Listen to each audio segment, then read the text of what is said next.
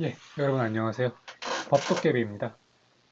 법도깨비 두 번째 영상, 오늘은 폭행죄에 대해서 알아보겠습니다. 뭔가 재미가 없죠? 폭행죄라는 것은 사실 우리가 생각하는 것보다 그 범위가 매우 넓게 인정될 수 있습니다.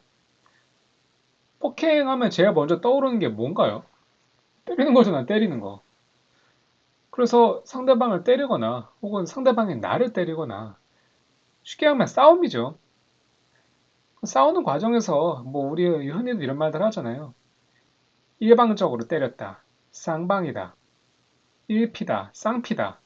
이런 말들이 오가는 것이 결국 폭행죄에서 가장 많이 일어나는 싸움에서 발생하는 일들이에요. 술 먹고 싸우기도 하고 학교에서 아이들이 싸우기도 하고 게다가 요새는 학교 폭력의 문제가 심각하게 대두된 나머지 학생들 간의 싸움에도 이 폭행죄의 개념이 자주 등장하고 있습니다. 근데 오늘은 흔히 말하는 정말 누가 봐도 명백한 때린 거 이런 폭행을 말씀드리는 건 아니고요. 신체적 접촉이 없는 폭행에 대해서 말씀드릴 겁니다. 아니, 폭행은 때리는 건데 맞지 않은 거예요. 그러니까 때린 사람은 있고 때린 사람도 없고 맞은 사람도 없는 겁니다. 이런 상황에서 폭행죄가 인정될 수 있을까요? 다시.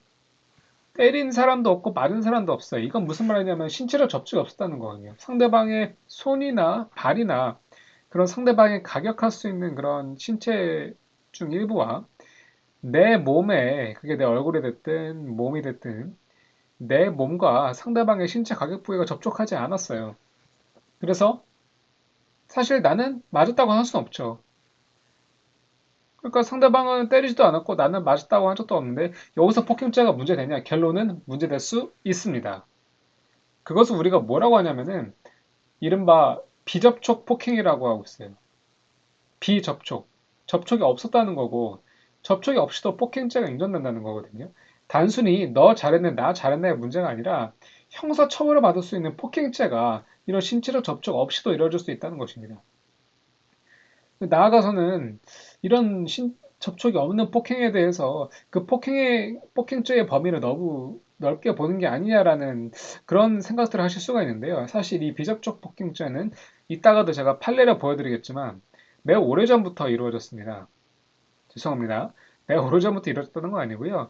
매우 오래전부터 논의가 되었고 비접촉 폭행죄가 인정된 것은 매우 오래전부터입니다. 그리고 오늘의 두 번째 주제는 폭행과 기습추행이에요. 이거 좀 속된 말을 써서 여러분들께 죄송한데 가만튀, 억만튀 들어보셨어요? 가슴 만지고 튀기, 엉덩이 만지고 튀기. 그러니까 말 그대로 기습적으로 상대방을 추행하는 것입니다. 기습적으로 했다는 거니까 뭔가 굉장히 빠르고 내가 추행을 당한 건가? 저 사람이 날 추행한 건가라는 생각조차 약간 애매할 정도로 기습적으로 이루어지는 추행인데 결론부터 말씀드리면은 추행은 추행입니다. 요새 이른바 성인지 감수성 같은 논의들이 이루어졌기 때문에 이 추행의 범위도 굉장히 넓게 인정이 되는 추세이긴 한데요. 그럼 왜 폭행 얘기를 하다가 추행 얘기를 하냐? 그것은 바로 아까 말씀드린 것과 달리 신체적 접촉이 있는 폭행이 곧 추행으로 이어질 수 있는 그런 케이스들이 많이 있었고, 실제로 상대방이 객관적으로 봤을 때 이게 폭행인지 추행인지 다소 판단하기 애매한 상황에서도 상대방의 연령, 성별, 그리고 이 폭행 내지는 추행 이런 접촉이 이루어지게 된 경위, 그리고 당시의 상황, 그리고 나이도 중요한 고려 요소가 되겠죠. 양 당사자의 나이 이런 것들을 고려했을 때 단순히 이게 신체적 접촉이 폭행에서 끝나는 게 아니라 추행, 그 중에서도 기습추행으로 이어질 수 있는지 여부에 대해서 굉장히 최근에 들어서 논의가 많이 이루어졌고요. 결론부터 말씀드리면 기습추행으로 인정된 사례들이 굉장히 많습니다. 자, 폭행을 이미지 검색을 해보니까 정말 이런 몇 개 사진들은 조금 올려도 되나 싶을 정도로 다소 혐오감을 일으키는 사진들이 많이 올라와 있어요. 일단은 저 자신으로서는 혐오감보다는 공분이, 즉 분노가 일어나는 사건들이 많이 있는데요. 이 중에서 여러 가지는 어떻게 보면 뉴스에 나오는 이미지들이니까 뉴스에서 폭행에 관한 그런 기사들이 많이 검색이 됩니다. 공분을 일으키는 사람들이 많이 있는데 어쨌든 폭행은 우리 주변에서 굉장히 많이 일어나는 그런 사안들이에요. 하루가 멀다 하고 이른바 묻지마 폭행, 나아가서는 성범죄에서 이루어지는 폭행, 그리고 아이들 간의 학교에서 이루어지는 학교 폭력에서 이루어지는 폭행, 여러 가지 종류의 폭행이 굉장히 많고 아까 말씀드렸다시피 심지어 신체적 접촉이 없는 상황에서도 폭행이 이루어질 수가 있고요. 나아가서는 신체적 접촉이 있는 폭행이 단순히 폭행에서 끝나는 게 아니라 추행까지 이어질 수 있는 그런 경우도 많이 있기 때문에 우리가 단순한 폭행 사건이라고 했을 때 그 본질을 철저하게 파악할 필요가 있습니다. 몇 개를 볼게요. 유튜버 너클 폭행 사건 신당장 정리. 너클이 뭔지는 아실 테고, 너클은 요새 그 신림동에서 발생한 안타까운 사건에서도 나왔듯이 주먹의 파워를 세게 하기 위해서 착용하는 호신용 기구이죠. 그래서 너클 폭행이라고 하는 거는 신체적 접촉이 있었다는 겁니다. 그리고 그 신체적 접촉의 파괴력을 배가시키기 위해 너클을 사용한 폭행이니까 괘씸한 범행이죠. 수유역 흡연 단속 공무원 폭행. 그래서 공무원분들이 굉장히 고생하고 계시는데 흡연 단속 공무원을 때린 거네요. 사진은 모자이크 처리가 돼서 잘 보이지 않는데요. 이렇게 공무를 집행하는 상대방을 공무원을 그 공무집행이 정당하다는 전제하에 폭행하면은 폭행에서 끝나지 않습니다. 공무집행 방해로 가중처벌되게 됩니다. 도와주세요. 어머니가 묻지마 폭행 사진만 봐도 아유 안타깝고 대충 어떤 상황인지 알 것 같아요. 보배드림 커뮤니티에 올라온 글인데요. 묻지마 폭행 여기 나오네요. 묻지마 폭행이 뭡니까? 말 그대로 묻지마 폭행이요. 이유도 알 수가 없는 원한 관계를 딱히 찾아보기도 어렵고 피해자와 가해자 사이에 별다른 인적 관계도 없는 정말 모르는 사람들끼리 일방적으로 폭행이 이루어진 경우 묻지마 폭행인데 뭐 이분의 사연은 모르겠지만 아무쪼록 어머니께서 아우 많이 다치셨는데 쾌차하시길 바라겠습니다. 골프채 집단 폭행 10대 사망 가해자 폭행을 집단으로 했네요. 그리고 그냥 손으로 한 것도 아니고 골프채로 했습니다. 아이고 10대가 삼행을 했어요. 안타깝게도. 딱 느낌만 봐도 단순 폭행으로 쉽게 끝나지 않은 사건 같아 보이죠. 폭행, 치사, 내지는 사망, 살인 속의 살인의 하나의 그 행위 형태로 이루어진 폭행일 수가 있겠고요.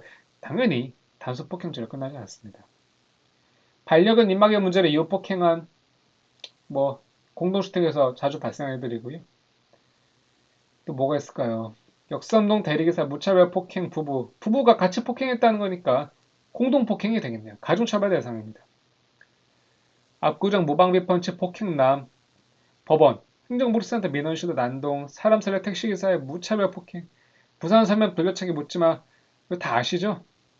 너무 안타깝고 이런 폭행 사건들이 도대체 폭행이 아니면 물리력 어떻게 보면 법보다 주먹이 더 먼저인가라는 의심이 들게 할 정도로 폭행은 우리 사회에서 비일비재하고 있고 정말 그런 일이 있어서 안 되겠지만 이 영상을 보시는 분도 만약 이런 사건에 휘말릴 일이 없었다면 좋겠지만 설사 휘말린다고 했을 경우에 내가 연루된 사건에 이루어진 폭행의 종류가 무엇이고 그것이 법적으로 처벌이 가능한지 만약에 처벌이 가능하다면 어느 정도의 처벌이 이루어지는 건지 여부에 대해서 상세히 이 영상을 통해 판단하셔야겠습니다.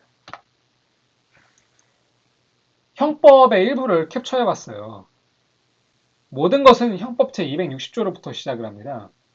폭행, 존속폭행. 존속폭행은 뭐 이런 일이 있어서는 안 되겠지만 존속, 그러니까 어머니, 아버지, 할머니, 할아버지를 폭행했다는 거고요. 1항, 사람의 신체에 대하여 폭행을 가한 자는 쭉쭉쭉쭉 해서 이러한 처벌에 처한다. 요건은 사람의 신체에 대하여 폭행을 가한 자. 대상이 있습니다. 대상은 사람의 신체여야 됩니다. 강아지를 신체라고 할 수는 없겠죠. 강아지 몸에 폭행을 한 경우에는 그거는 폭행이 아니라 재물손괴입니다. 왜? 귀여운 강아지고 소중한 강아지지만 사람이 아니기 때문이죠.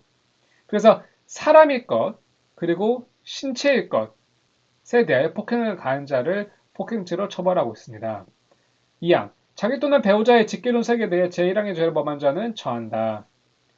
직계 존속이죠. 존속 폭행 가중처벌됩니다. 왜? 폐륜적인 범죄니까요.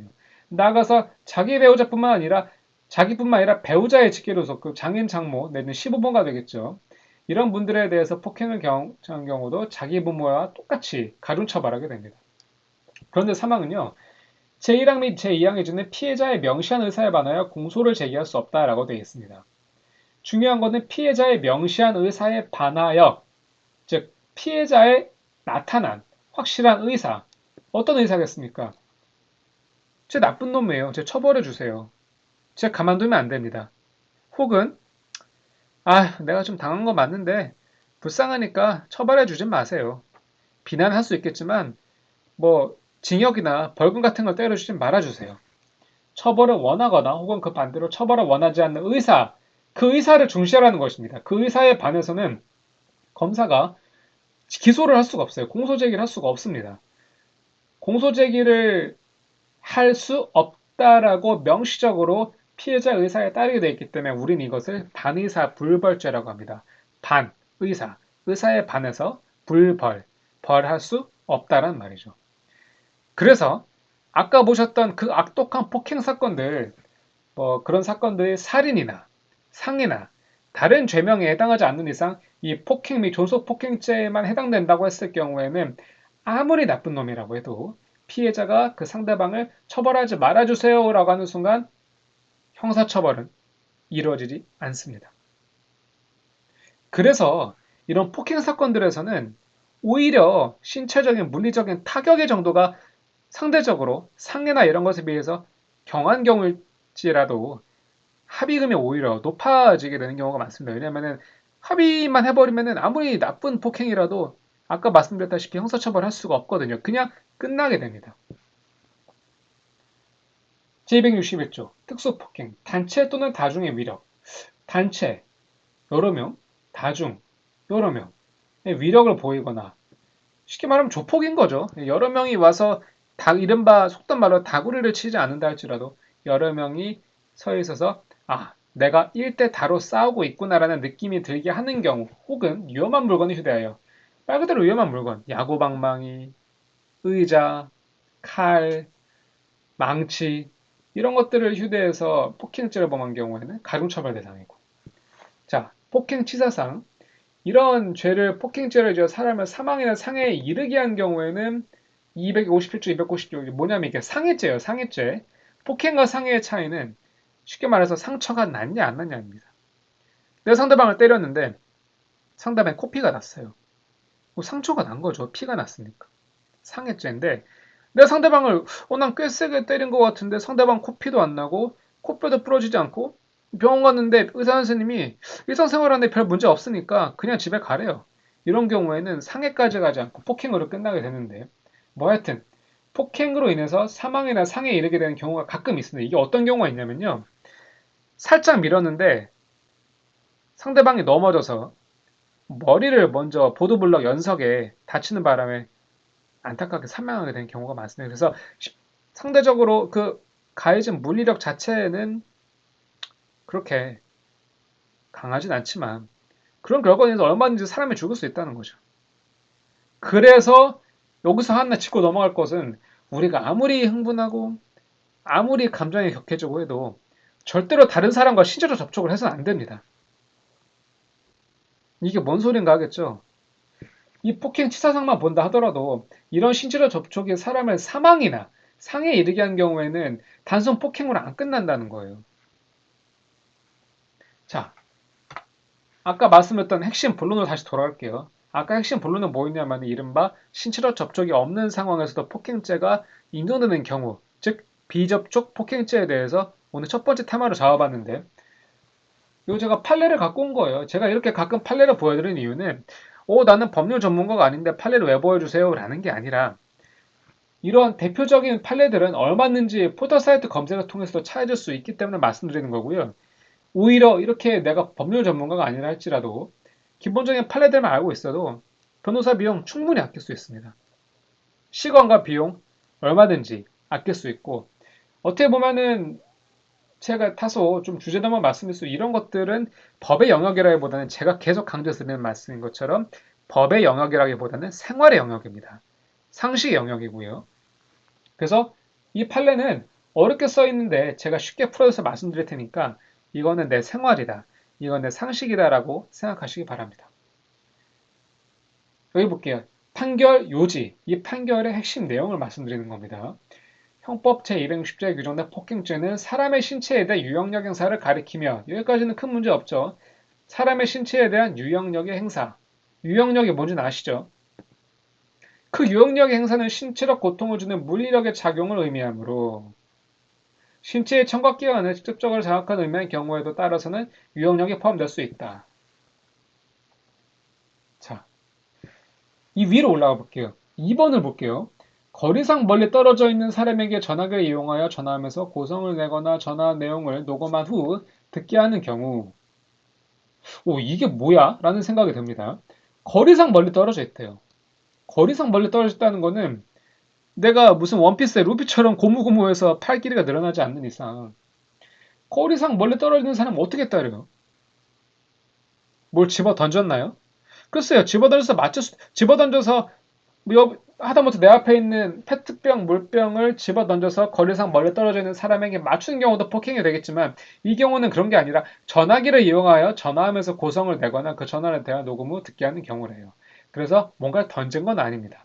단순히 전화를 건 사안이었어요.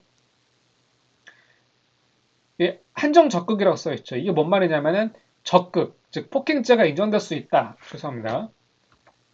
폭행죄가 인정될 수 있는 경우가 한정적으로 인정될 수 있다. 조건적으로 폭행죄에 해당한다. 할 수 있다. 자, 경우에 따라서는 유형력이 포함될 수 있다. 경우에 따라서는 폭행죄가 성립할 수 있다는 말입니다.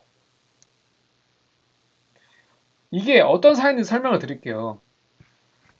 사람이 굉장히 사이가 안 좋은 두 사람이 있었는데요. 전화를 걸었습니다.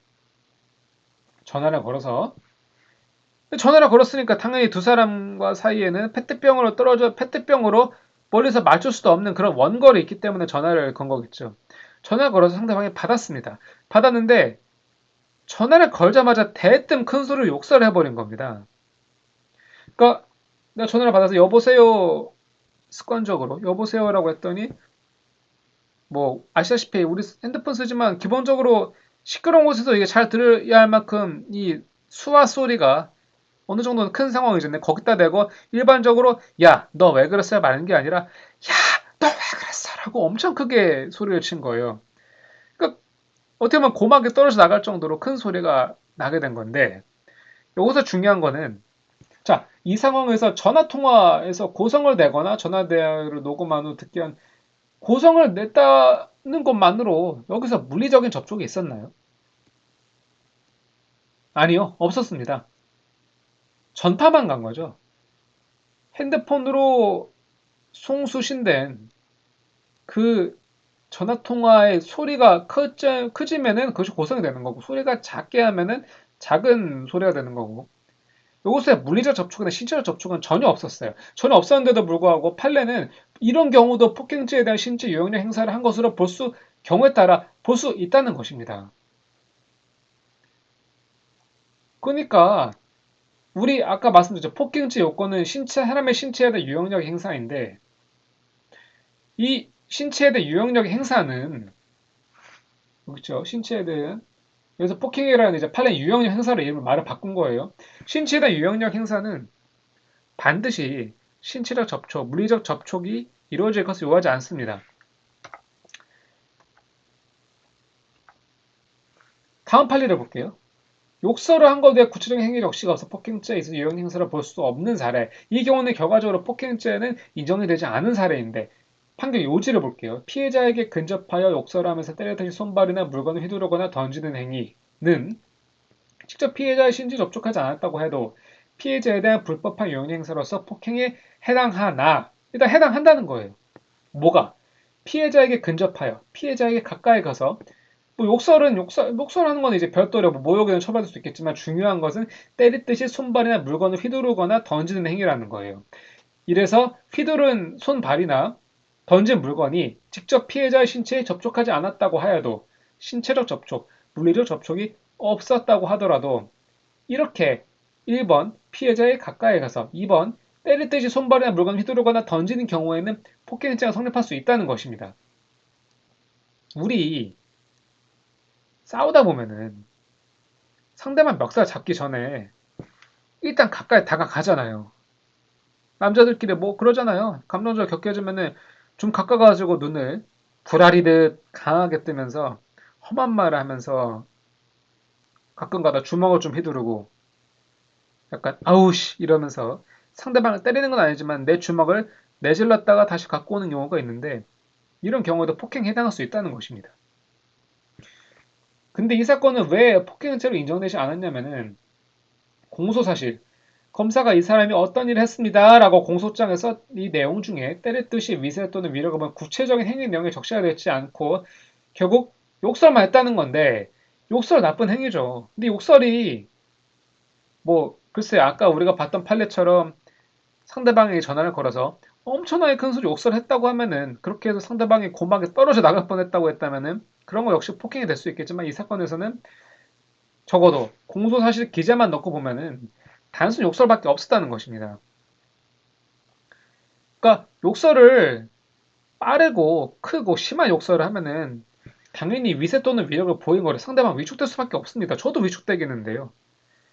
근데 법원은 신체적 접촉이 없어도 폭행죄가 인정될 수 있는 건 맞지만 단순히 욕설을 함으로써 위세 또는 위력을 보였다는 것만으로는 부족하고 다시 피해자에게 근접하여 일단 가까이 가야 됩니다. 혹은 내 몸에 직접 가까이 가든 아니면은 전화를 걸어가지고 상대방 귀 바로 옆에서 그 큰 음성을 들을 수 있도록 근접하여 욕설을 하면서 때리듯이 손발이나 물건을 휘두르거나 던지는 행위가 있어야 된다고 판단을 한 건데 이런 행위가 없다면은 유형력 행사로 보기 어렵다는 거예요.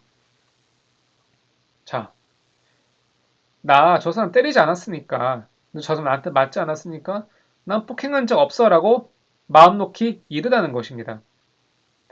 물론 상대방에게 접근해서 때리듯이 손바닥 물건을 휘두르거나 던지는 행위까지 갔으면은 사실상 그 다음에 물리적 접촉까지 나갈 가능성이 높습니다. 하지만 일단 물건을 던져서 상대방에 맞지 않았다 한다 하더라도 상대방을 어느 정도 겨냥한 것처럼 그 물건이 상대방의 신체에 가까이 갔으면은 맞지 않는다 하더라도 이건 폭행죄에 해당될 가능성이 굉장히 높습니다. 그래서 우리 물건도 함부로 던지면 안 돼요. 상대방에게 함부로 가까이 다가가서도 안 되고요. 물론 가까이 다가가는 것만으로는 폭행이 되지 않겠지만 보통 가까이 다가가면은 때리듯이 손벌이나 물건을 휘두를 경우가 많습니다. 그래서 이런 경우에는 폭행죄로 인정이 안 됐던 사람들이에요. 다음은 이제 두 번째 주제에 대해서 말씀드리겠습니다. 이런 기습추행 같은 판례들은 비교적 최근에 나와서 이 판결도 2020년 3월 26일에 선고된 판례인데요. 보시죠. 강제추행죄는 상대방에 대해 폭행 등 협박을 가하여 한거를 곤란하게 한 뒤에 추행행위를 하는 경우뿐만 아니라 그래서 한거를 곤란하게 한다는 것은 반항하기 어렵게 만든다는 거예요. 뿐만 아니라 폭행행위 자체가 추행행위로 인도되는 이른바 기습추행의 경우에도 포함된다. 이에 따라서 대법원은 피해자의 옷뒤를 엉덩이나 가슴을 쓰다듬는 행위, 피해자의 의사에 반해 어깨를 주무르는 행위. 자, 엉덩이나 가슴 쓰다듬는 거는 누가 봐도 추행이겠지만 피해자의 의사에 반하여 그 어깨를 주무른다. 이거 글쎄요. 지금에 와서는 이게 추행이 아니라고 볼 사람 별로 없을 것 같은데 옛날만 하더라도 어깨 주무르는 게 그래 실제로 접촉은 있었다. 근데 이게 추행이야? 라고 의문을 가지는 경우가 많았다고 합니다. 더 웃기는 거는요. 교사 여중생의 얼굴에 자신 얼굴을 들이밀면서 비비는 행위, 여중생의 귀를 쓸어 만지는 행위. 이런 것들이 글쎄요. 일단은 지금은 이런 행위에 대해서 굉장히 부적절한 행위라는 공통된 인식이 사회적으로 자리 잡혀 있음에 대해서는 아무도 이의를 제기하지 않겠는데 중요한 거는 이 신체적 접촉의 부위가 성적으로 민감한 부위라고 다소 좀 보기 어려운 어깨라든지 귀라든지 얼굴 이런 부위를 할지라도 신체적 접촉이 있을 때 이런 신체적 접촉은 사람의 신체에 대한 유형력 행사, 즉 폭행이라고 일단은 본 것을 전제하에 이런 폭행행위 자체, 사람의 신체에 대한 유형력 행사가 그 자체가 추행행위라고 인정되는 경우는 이른바 기습추행이라 그래서 강제추행 일정으로 보고 있다는 것입니다. 이런 경우에는 폭행으로 처벌되는 게 아니라 강제추행죄로 더 세게 처벌받습니다. 이 내용을 볼까요? 이게 1심, 2심에서 무죄가 나왔는데 대법원에서는 이제 유죄 취지로 파기환송된 사안인데요. 참 이런 일이 왜 일어나는지. 자, 운영자 피고인이 근무자 27세 여성을 비롯한 직원들과 회식을 하던 중에 자신이 없지 않은 후에 갑자기 볼에 입을 맞추고 이거는 추행이지. 의뢰하지 마세요라 계속해서 불구하고 오른쪽 허벅지 쓰다듬어 강제추행했다. 그러니까 이게 당연히 여자 허벅지를 쓰다듬으면 추행이죠라고 하겠지만 사실 강제추행죄는 상대방에 대한 폭행 또는 협박을 가해야 된다는 것을 요건을 하고 있어요. 그러니까 애매한 거죠. 허벅지를 한번 쓰다듬었어. 근데 이걸 폭행 또는 협박이라고 볼 수 있나? 그 과정에서 폭행 또는 협박이 있었다고 볼 수가 있나? 법적으로 이렇게 유심히 따져보면 애매한 부분이 있었어요. 근데 법원은 어떤 것을 정리했냐면, 자, 그럼 폭행 또는 협박이 뭐냐 했을 때, 이거 허벅지 쓰다듬는 거, 신체적 접촉한 거, 이것도 폭행이라고 봐준 겁니다. 그래서 이런 폭행이 자체가 추행행위예요. 그러니까 폭행 또는 협박을 해서 상대방 여성을 엄청 때린 다음에 허벅지를 만지는 게 아니라 허벅지를 만지는 그 폭행행위 자체를 추행행위로 인정해서 이 기습추행으로 봐서 강제추행으로 처벌하는 겁니다. 아까 서두에 말씀드린 이른바 엉만티, 가반티, 엉덩이 만지고 튀기, 가슴 만지고 튀기에 우리가 상식적으로 생각하는 폭행 또는 협박이 있다고 바로 와닿진 않죠. 그러나 법원은 가슴 만지는 그 행위 자체를 사람의 신체에 대한 유형적 행사로 보아서 폭행 행위 자체가 추행행위라고 인정되는 기습추행이라고 본 거고요. 이 짓궂은 녀석이 짓궂은 녀석이 하면 안 되죠. 이 범죄자가 뛰어가면서 길 가다 여성의 가슴 부위를 만진 그 폭행행위 자체를 추행행위로 보아서 기습추행으로 포함시켰고 이를 강제추행으로 처벌한다는 그런 판례를 내놓은 것인데 어때요 여러분들? 저는 매우 납득이 됩니다. 이게 법이란 게 굉장히 옛날에 만들어졌고 사실 일본 독일 거를 어떻게 보면 번역했다는 측면도 이제 배제할 수가 없거든요.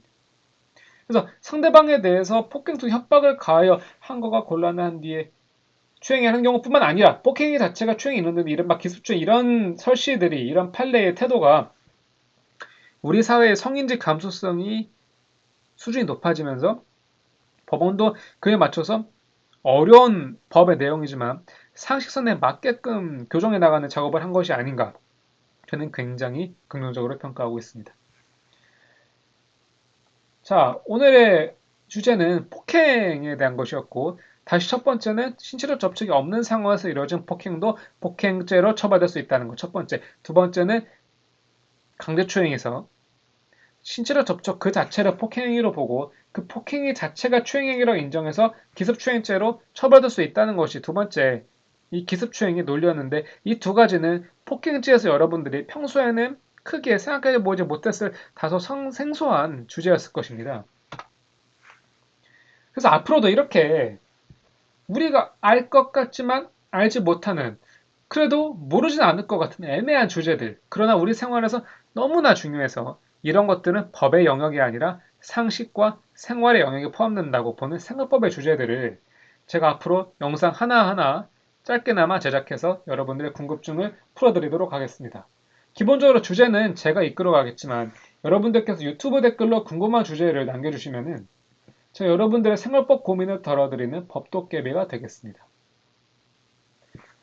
유튜브 시작한 지 얼마 되지도 않았고 영상 내용이 다소 지루하다고 느낄 수 있기 때문에 앞으로 제가 이런 편집 기술을 더 배워가면서 여러분들에게 유용한 내용들을 조금 더 친근하고 집중할 수 있도록 알기 쉽게 다가갈 노력을 많이 할 텐데요. 여러분들께서도 주저하지 마시고 궁금한 주제를 제가 너무 복잡한 것들 생활법의 영역을 벗어나는 전문적인 법에 대해서는 제가 댓글로 상담을 하는 것도 불법이겠지만 영상을 만드는 거 어려울 것 같습니다. 이렇게 기습추행이라든지 나 상대방 안 때리는데 이래도 폭행죄로 처벌되나요? 라고 간단하지만 사실상 간단하지 않은 주제들을 댓글로 남겨주시면 앞으로도 이런 고민들을 즉시 해결해드리는 법도깨비가 될 수 있도록 하겠습니다. 오늘도 영상 봐주셔서 대단히 감사드리고요. 구독과 좋아요 그리고 알림 설정까지 부탁드립니다. 감사합니다. 이만 마치겠습니다.